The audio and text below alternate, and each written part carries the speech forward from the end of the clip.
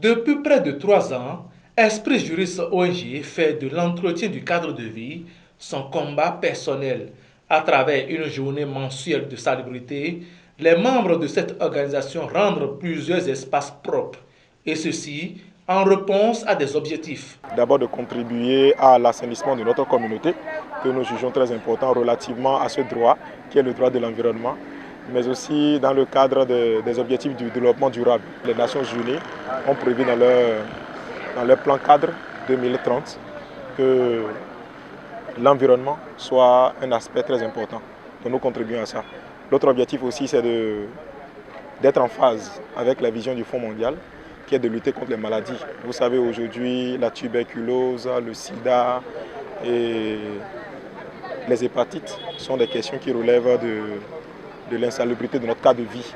Donc, assainir notre cadre de vie, c'est pouvoir participer, si vous voulez, à un tant soit peu la prévention de ces maladies-là pour leur éradication. Armés de protège-mains et de sacs, ces jeunes étudiants ont débarrassé l'université des sachets plastiques qui entachent sa vue extérieure.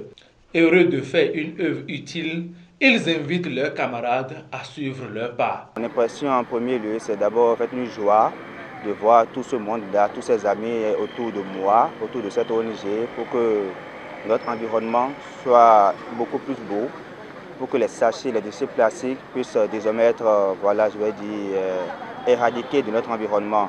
J'aimerais tout inviter chacun et chacune de nous tous de bien vouloir intégrer notre organisation aussi pour le bien-être de tout et chacun de nous. Pour maintenir sa localité propre pour pouvoir mieux vivre. Être membre d'une association vous augmente toujours de plus.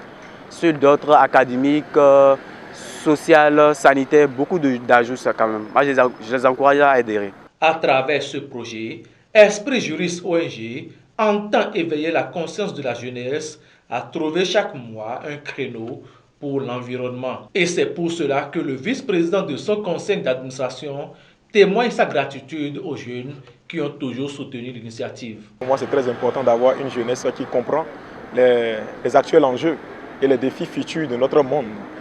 Aujourd'hui, c'est une activité qui les permet à eux-mêmes de se construire un nom. Moi, je l'ai déjà dit, dans 10 ans, dans 15 ans, nous aurons besoin de jeunes compétitifs.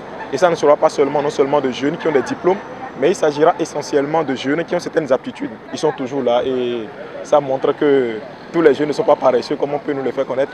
Il y a des jeunes qui sont là, qui sont dévoués, qui sont engagés et qui veulent bien relever le défi de leur communauté.